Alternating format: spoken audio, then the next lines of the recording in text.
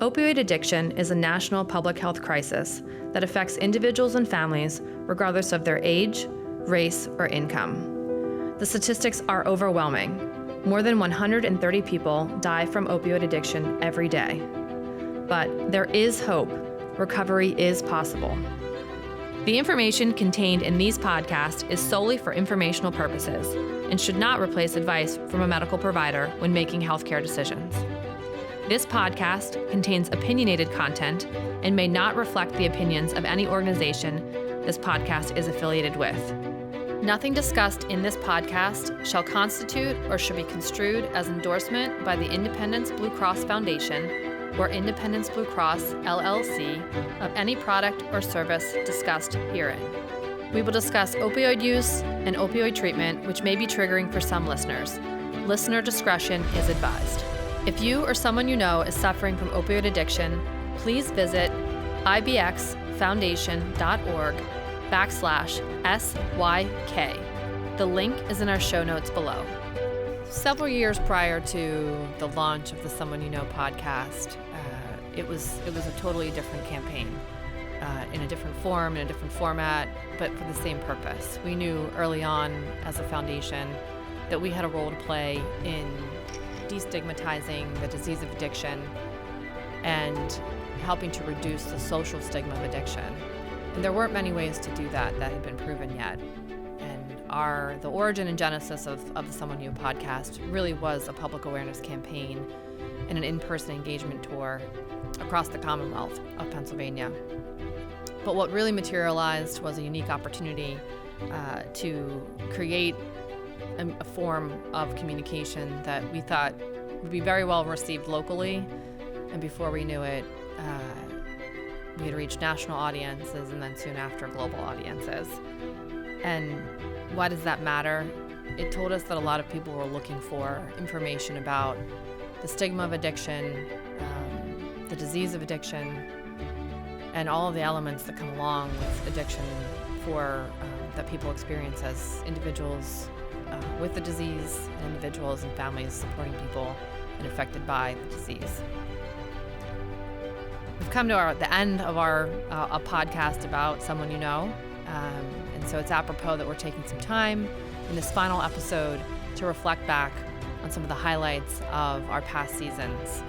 6 years ago seems like a long time, but yet at the same time it seems like a blink. And we know that this is still a very serious and very prevalent condition that people experience, but we also know more people are seeking recovery, more people are entering treatment. And I think in our own small or big way, we've helped contribute to destigmatizing the disease alongside just creating a really great space to make sure that we're reducing the social stigma around addiction. So our reflection is going to be some of those highlights over the past 6 years. Our first clip, we're going to head back to 2019, where we're going to hear from one of the ambassadors of our original campaign. His name is Michael. Michael's a veteran and an outstanding volunteer in the community who found his purpose in recovery by dedicating his life to service. But this Someone You Know campaign has changed my life on many levels. It has opened doors. And all I had to do was just be honest and be willing. I'll just end with this. One of my favorite quotes is by Albert Einstein. How can you fix the problem with the same thinking that created the problem? So you could go to treatment and then come out of treatment and not do anything to change your life. You have that same thinking. But you can go into treatment and then get involved in all the resources that are out there in our communities to help you change your life. Your thinking will change, and then you'll change, and you'll be a completely different person. Recovery is possible. Michael's not only a phenomenal person, but he's a really perfect example of something that has been a theme in this podcast, that there is hope and recovery is possible, and the journey isn't perfect. And we're really, Michael was one of our first guests on the podcast.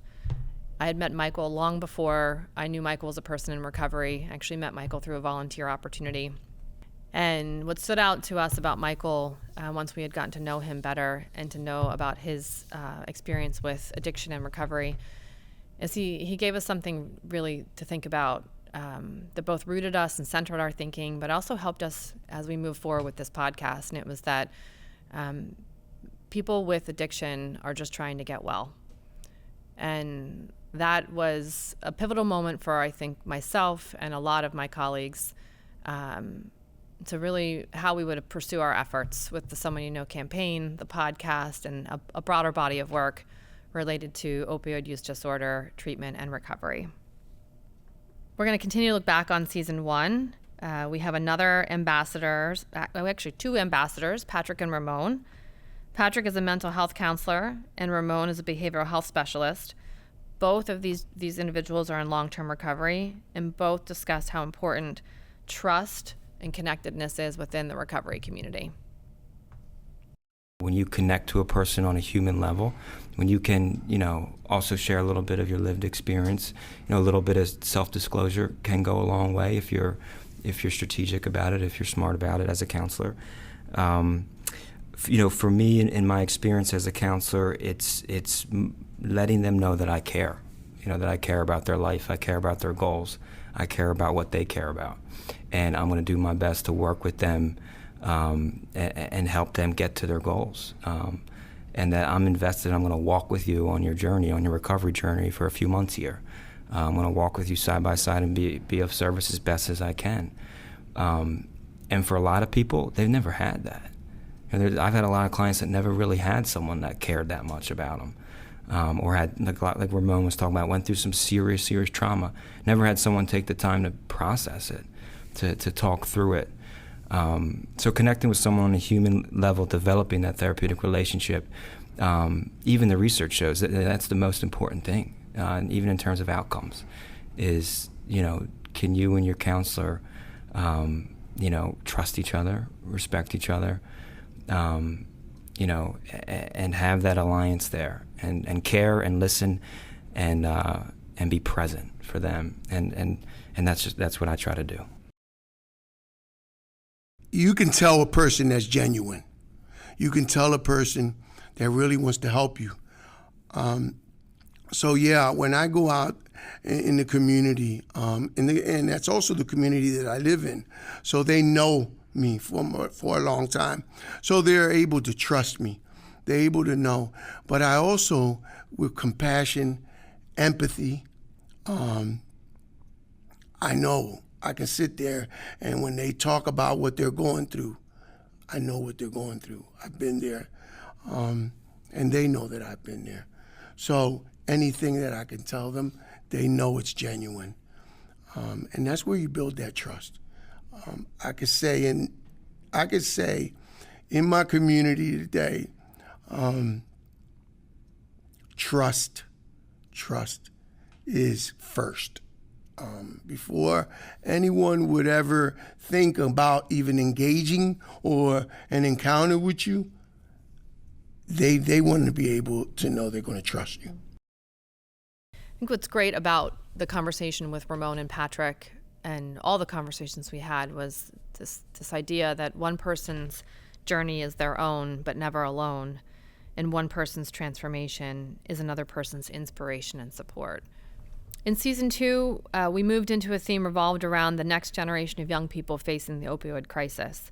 The majority of this season was recorded in 2020 and 2021 during the height of the COVID-19 pandemic.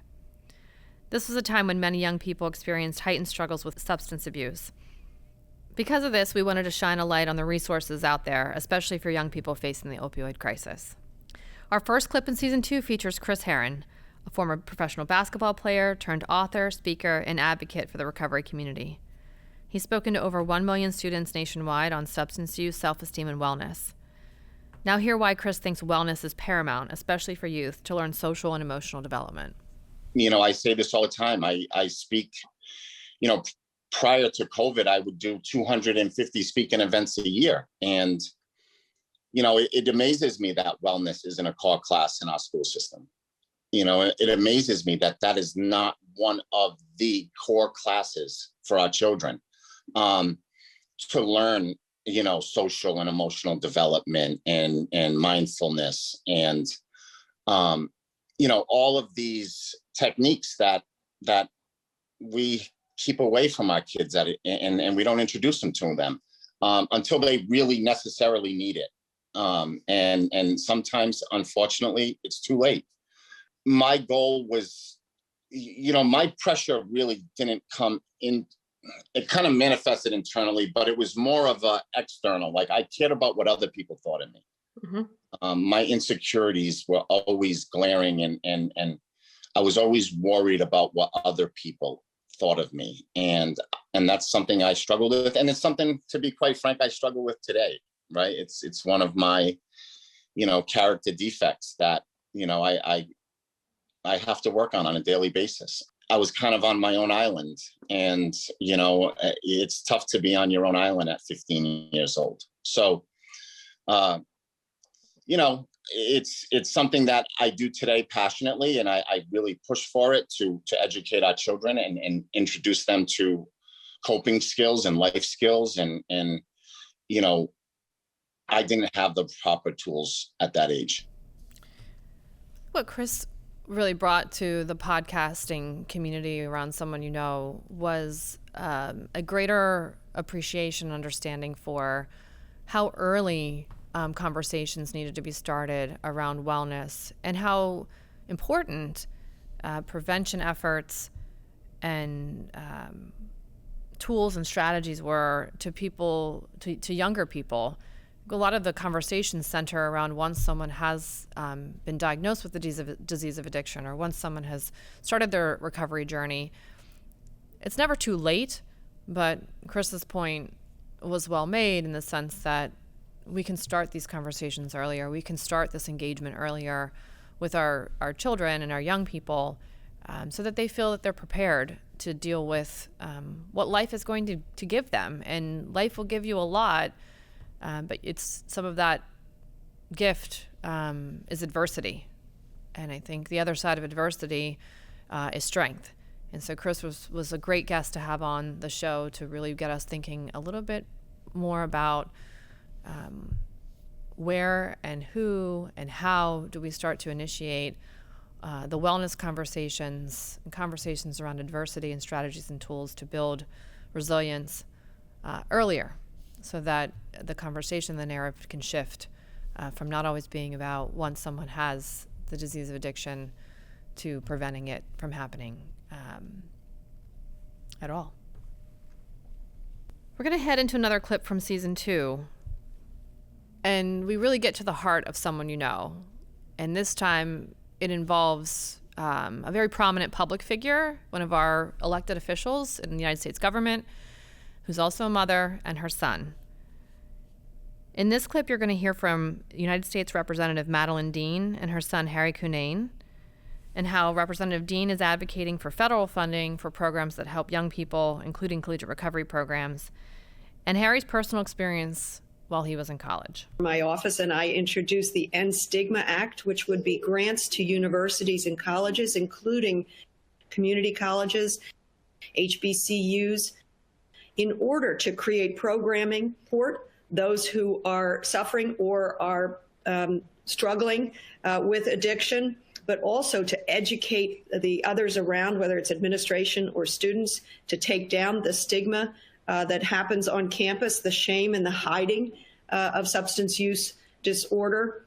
So to come forward with the best resources and programming to connect people, to educate folks, and also to connect them. Again, with the idea of literally the name of the bill is the End Stigma Act, to reduce the stigma on a college campus where I felt that the conversation around substance use disorder and addiction just was shrouded, absolutely shrouded in silence. My experience on a college campus was that I was caught up in the height of my addiction when I was at school. And I was continually finding myself in trouble, and going in front of the judicial board. And everything was directly and indirectly related to my substance use. But instead of being offered a lifeline, a resource, information, I was met with disciplinary action over and over and over again. And, I take some responsibility for that, as I was doing my best to try to hide what was going on and manipulate the situation. But in all of those moments, I know my mom talks about this pretty clearly. She was a professor at the school where I was, and trying to get to the bottom of it, Not once was anything about recovery, about treatment, about substance use disorder or mental health ever put in front of me.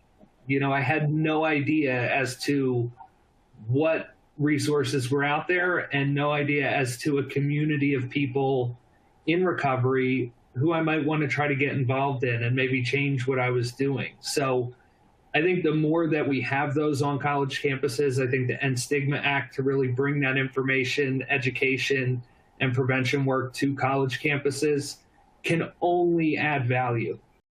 The conversation with Representative Dean and Harry was also a moment in our Someone You Know podcast. It was the first moment in our Someone You Know podcast where we actually had the experience of a public official, a personal experience as part of this. And if you listen to future seasons, you'll hear that becomes recurring as well, where a lot of our elected officials who were guests had some personal or professional drive behind their involvement in addressing opioid use and substance use disorder. Representative Dean is really a standout because she's used her platform to make a difference, particularly with the End Stigma Act that she spoke about.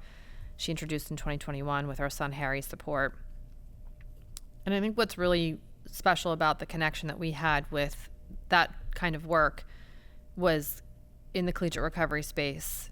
We knew early on that schools in our region wanted the supports, needed the supports, wanted the resources for their students, but the programming just didn't exist. And over the last several years, we've worked very hard through our foundation and with our higher education partners to bring a number of these programs, to expand and establish collegiate recovery programs in our region. So much so that not a goal but a result, Pennsylvania went from one of the states with the least number of these programs to the top of the list, a leader in our nation for collegiate recovery. We're now moving into season 3, where we explore the topic of inclusive recovery. As a listener of this podcast, I'm certain you've heard on this show time after time that recovery is not linear. There's no one-size-fits-all when it comes to recovery. And that's why in season 3, we wanted to explore a multitude of recovery resources and support systems that are accessible. And that brings us to our next clip. In 2022, we had a conversation with Murphy Jensen, a former professional tennis player. He now tells the story of his thought process behind creating a company called WeConnect that utilizes your phone to aid in the recovery journey. My co-founder worked in the tech space, did some work with Microsoft, building out system engineering teams and things like that, things I knew nothing about. She shares with me on the whiteboard, this whiteboarding wireframes, how we can leverage technology. When she got out of treatment, they handed her a piece of paper, do these 25 things for the rest of your life. And then her counselor says, there's a 95% chance you're going to have a reoccurrence and a relapse within the first 90 days. And she's like, oh my God, this isn't good because she's in treatment and in an outpatient program herself, and she doesn't have a relapse in her head is telling her. And she used her genius brain and said, what are the drivers of relapse? Lack of accountability to that piece of paper, that care plan, lack of connection. All the support she got in that inpatient program, in that outpatient program, was going to leave her when she went back to the scene of the crime, went back to her home. What did her environment look like? What did her work, transportation, all those things that ladder up to one's social determinants of health. And it's funny, everything felt overwhelming for me. So how can we leverage these phones that everyone is using and utilizing to get through their days? And so WeConnect is a platform, a mobile application. And speaking of the pandemic, Daniela was genius again. She said, all the support group meetings and all the places where you can get support and services are being shut down in person. So we stood up online, actually in-app support group meetings and on the website and through the app. We then launched Access for All during the pandemic, which is a free version of the app that gets you access to all these meetings. I think 10 to 12 meetings per day, covering everything: family, grief, suicide prevention, mental health concerns. So I use this phone for everything. Why wouldn't I use it to support my recovery? I have so much to say about the conversation with Murphy Jensen that it's going to be hard for me to summarize, but I would say that what stood out about this particular discussion and conversation was Murphy's acknowledgement about how to channel the pressure of being a professional athlete and the expectations that come along with that, and how he was able to translate that experience and that understanding into the recovery journey. I think he brought a lot of information and really sound thinking about why the digital space was right for so many people who are ready. Another thing that Murphy brought to the conversation, certainly our understanding as a podcast community, was he really gets the discipline and the coaching that's required, not just professionally in a sport, but through the platform that they created. And that platform is all about breakthroughs. And I think that's something that was evident to me in my conversation with Murphy, is that, when you're a player of a sport at a highest level, you're all about your breakthroughs. You're all about improvement. You're all about incremental increases in your performance. And I saw that shine through in our conversation with Murphy about the WeConnect platform. And it really is about that. It's really about the day-to-day opportunities that people have to have that discipline, to have that coaching, and to have those breakthroughs. Something else that was common in our conversations was that someone really highlighted the fact that the disease of addiction doesn't discriminate. It affects everyone, all walks of life, all ages, all demographics. And that's a really important part of our conversation when we talk about recovery, is ensuring there's recovery options that people can relate to, that people feel connected to.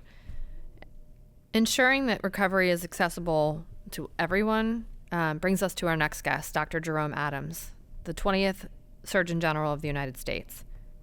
Dr. Adams had been a panelist at an event that we hosted in 2018, the Someone You Know conference, and again as a guest on our podcast in 2023. In this clip, you'll hear Dr. Adams' thoughts on inclusive recovery and why we put the person first when it comes to the recovery journey. And so when I think of inclusive recovery, I think of both the person and the services that we're offering to that person. And both the services and the people served have to be inclusive. So let's start with the person, because we should always put the person first. We know that there are far too many subsets of people who aren't able to appropriately access recovery services. Less than half of rural counties have access to medication-assisted treatment services, for instance.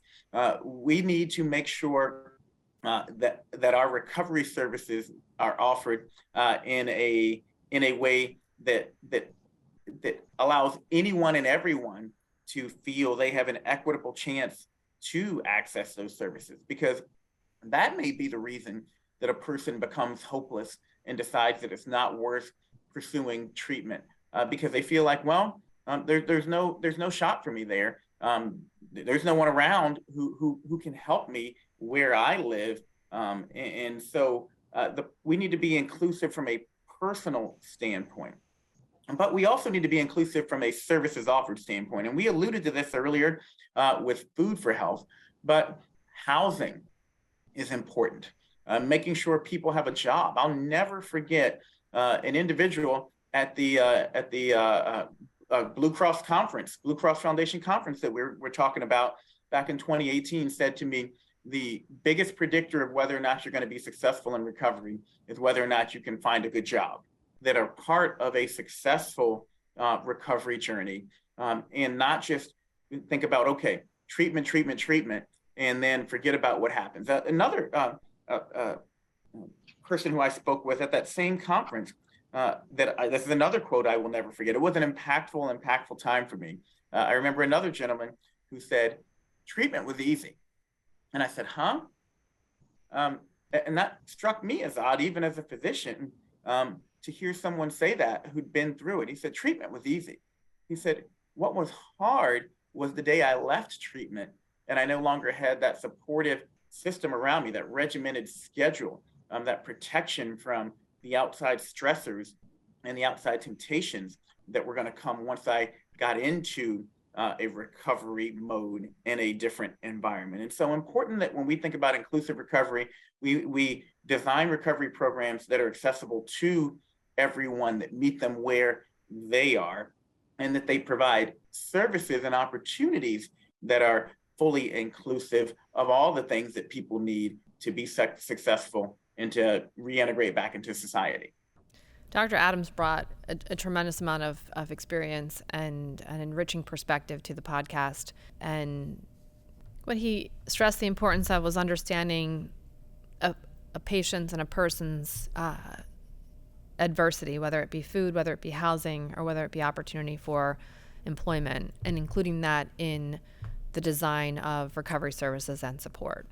We're now in our last and current season of this podcast series, where our theme is about connectedness. And as you've heard throughout the series, even with some of today's clips that were played, it's apparent that recovery is not linear, and recovery can occur at any time of life. Whether you're a college student or a working professional, a senior, someone who started a family, Season 4 aimed to showcase the importance of connectedness within recovery. Which brings us to our next clips with Cass and Kellen Matthews, who discuss the pivotal role connection has played in Kellen's recovery journey, especially with a new family. If you are the support system of somebody who's struggling, you can't force them to get better as much as you want to, and as much as you might want to sign somebody up to go to treatment. You can't force them to do it, and you can't do their recovery journey for them. So it was a blessing that he was ready this time to get help and to really surrender to his recovery. So once he left for treatment, that was when I got to work too, trying to figure out, what do I do from here? He was living outside of Philadelphia at the time. I was living in Baltimore. I decided to move and relocate my life here to Philly. I found a job here, and his job, he had a much better job than I did, was very fortunate to keep his job for him while he was in treatment. He was honest with them about what was going on, and they held his job. So when he got home, he had a job to come to, and we had that safe environment now. I wasn't going out and partying. I wasn't going to pressure him to drink. I wasn't ever like, oh, let's have some wine or anything like that. We had a pressure-free home environment, which I think definitely played a role. And that was when we both started going to the gym together and creating those new habits and those new routines that were truthfully like detrimental to his recovery journey. Yeah, so I would definitely give Cass a good amount of the credit here for Recovery Run Club. I was at a point where I was just like so solely focused on like athletic endeavors and just kind of being the best version of myself as I possibly could. As a lot of people know, last March we decided to launch it. I kind of shared my story on Instagram a little bit more, and yeah, people flocked towards it. At first it was just friends, really close friends, but pretty much that second run club, we started to catch some traction. And the big thing that I wanted to make, like, the most important part about Recovery Run Club was not that it was only addiction recovery. Like, I wanted to make sure that it was all types of recovery. I wanted to make sure that allies were welcome. Whatever your story is, Recovery Run Club is a space where you can come, you can share your experience, and you won't be judged. What was great about the conversation with Cass and Kellen was their commitment to themselves and to one another, to their child and their family, alongside this greater commitment that Cass and Kellen made to the recovery community with the establishment of the Recovery Run Club. And commitment and connection, what brings us to our next clip with Stephen Knight, a CNN Hero of the Year and creator of Dogs Matter. Let's hear now how the connectedness of Stephen and an incredible dog named Jade, combined with one act of kindness, spurred the creation of Dogs Matter. I think my moment of clarity with connectedness is when, about 8 months being sober, I was struggling and living in a sober living apartment complex. And, but I was very lonely, and I was, the feelings are coming up. I feel like I didn't have purpose. I didn't have a lot of meaning. I was 61 years old and just started a new life, and I have decades of substance abuse. And I was sober. I was 8 months sober, but I didn't feel that I was connected. And then when I got a knock on the door one evening, And I answered it. There was a friend of mine that had relapsed, and she had this cute little dog named Jade. And she was in pretty bad shape. And she's like, you know, I relapsed. I got to go to treatment. She was a heroin addict. It was dangerous. She needed to get to detox. It was one of those things that it was, I not call it an aha moment, a spiritual awakening, but it was just something special to know, like, wow, this could be really something that I could use. I just felt like almost like a void was filled, you know, that has been empty. So, and I had never had a 51 years old. I had never had a dog in my adult life. I was always so busy or in my addiction. I had one as a kid that was the family dog. So I didn't even know that was really a thing until I experienced that with Jade. One act of kindness can change the world, you know, and one act of kindness can create a legacy. And that's exactly what I did. But this time I did it when the act of kindness wasn't necessarily because I could have taken her to the shelter. The act of kindness was for me for the first time. I'm going to be kind to myself and allow myself to experience this connection that I have with Jade, and to be able to feel like I deserve it, you know, and you know, because I got to take care of her, but what she was giving me was just so much love and so much, you know, structure, responsibility that I started, you know, that was my focus and that was my purpose. It was easy to understand why Stephen Knight and Dogs Matter were part of CNN's Heroes Awards. Stephen did something tremendous with his own recovery journey, and that was paying it forward for others, particularly those with dogs, to be able to enter the recovery journey and feel that they had a safe environment for their pets while they could focus on their own recovery and wellness. So much so that this year Dogs Matter is on track to help more than 2,000 dogs and their owners in Texas. So to all our listeners, you have a real treat today, because for the past 6 years, you've heard my voice representing the conversations and community here on Someone You Know, but none of this effort was ever done alone. And in fact, the real treat today is that I get to have a conversation with our executive producer, Eddie, who's going to talk a little bit about his perspective and the perspective of our production crew on the making of Someone You Know. Thank you, Heather. It's so nice to be on mic for this. No, I appreciate it. We've been part of this journey with you for the past several years. We've had the privilege and we were very lucky enough to be able to hear the wonderful stories, hear how, quite frankly, recovery is possible. We've had a diverse set of voices: doctors, professional athletes, those with lived experiences, those from all over the country and the world. And I think that really helped, you know, one of the reasons why this podcast is listened all over the world is because of the exact title of it, Someone You Know. I think that when I reflect back on it, that is so prevalent in this journey, in this conversation. So as I've gotten to listen to you discuss with the wonderful guests over the years, I've tried to think about how I could sum up, which is impossible, the last couple of years. So I've come up with sort of 5 takeaways, my 5 takeaways that I think have been very, very, very prevalent and relevant in every single episode that we've had, 20 plus. So with that, I'll just name some and hear what you have to think about it. Number 1, I think first and foremost, recovery is not linear. I think we've heard about that from those with lived experiences, but then to also hear, for example, the Surgeon General talk about that, like you said earlier, to hearing athletes, to hearing physicians, recovery is not linear. It does not happen like you want it to happen. It happens in someone's unique way. And I think that is like one of the most important things that I take away from producing this podcast. Being able to help, there's resources out there, and having the fortitude to be willing to help. You have to understand it's not linear. So whether you're someone that is seeking recovery options, or you're a family member, or quite frankly, there is someone you know in your life, you have to understand it's not linear and be willing to adapt to that. And I think you're right, Eddie, right? Recovery is not linear. We wanted to make sure we conveyed that message, and we conveyed that message every single episode, every single season, regardless of what the theme or the guest was speaking about, and that recovery is lifelong. It starts, you can go back into treatment, you can come back into recovery, but the most important part, aside from understanding that recovery is not linear and recovery is lifelong, is that it's possible.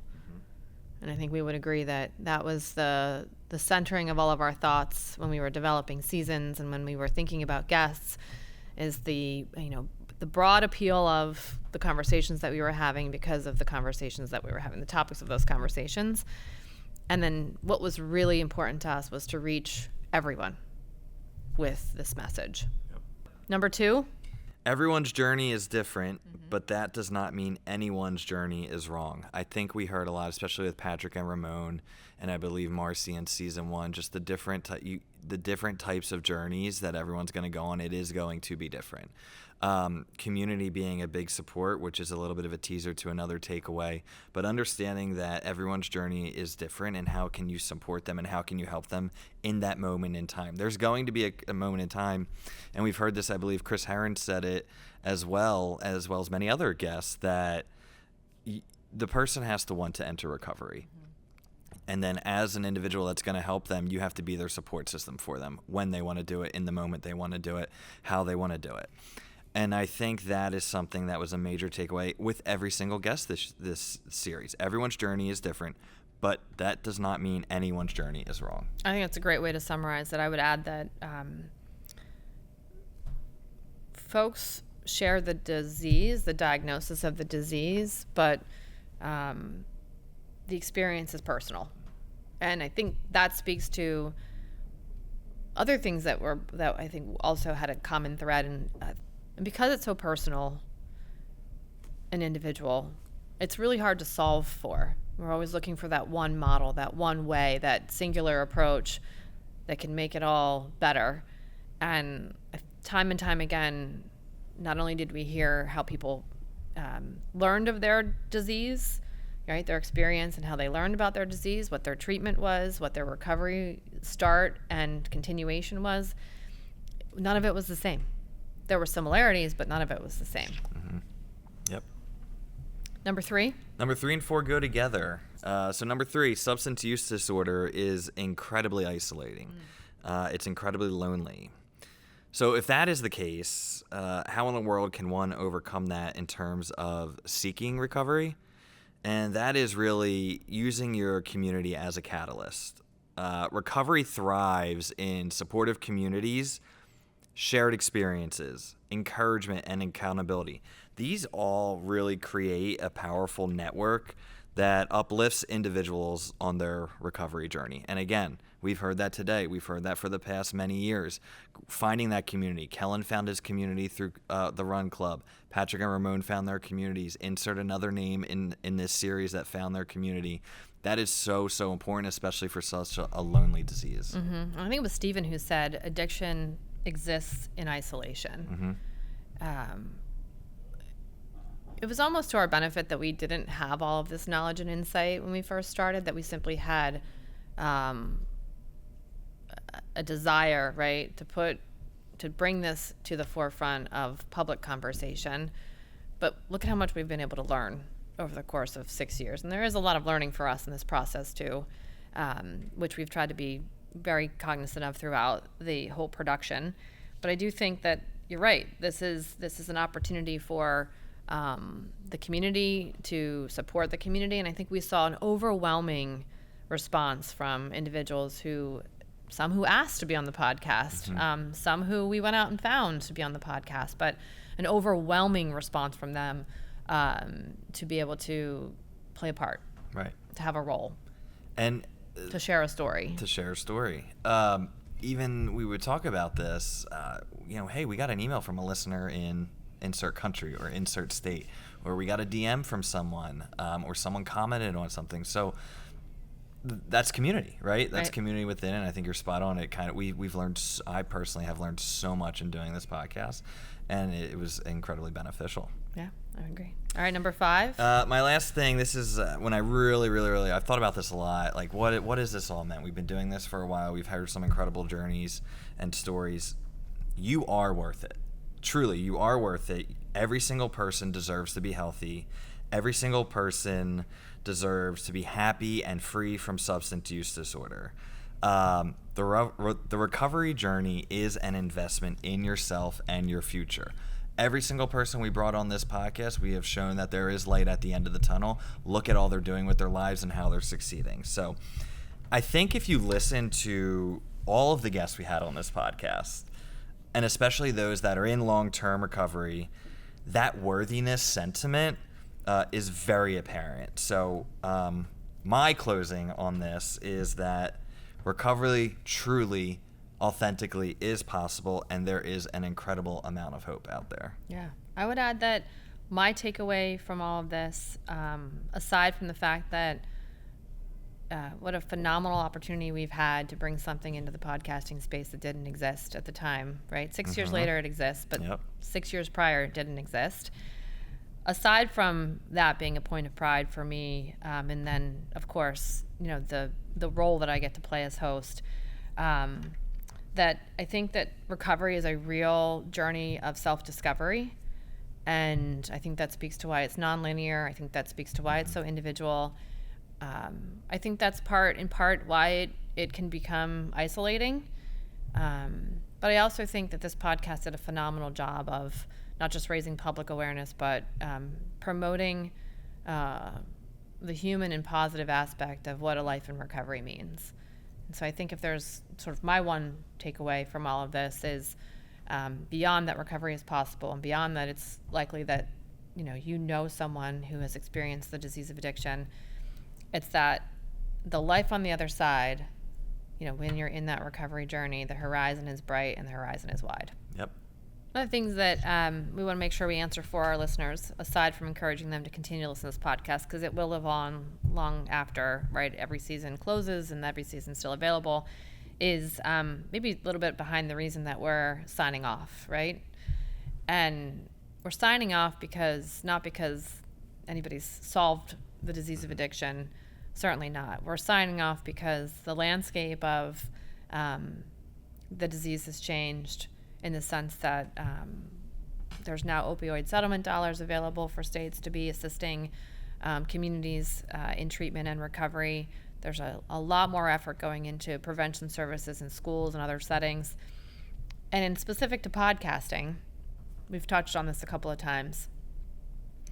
It's been a real pleasure and an honor to be, to be first, to be among the first.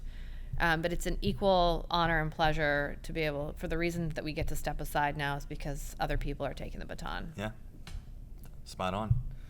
But I would also say this won't be the last you're hearing from your gracious host, Heather. So we're going to stick with the podcasting, but we're going to bring to our listeners, and hopefully even more listeners in the very near future, a new opportunity to have some great conversation. But it has been a thrill to be able to not only work with this production crew for the last 6 years, which has gone by pretty quick, but to also have had the esteemed group of guests that we've had every single season.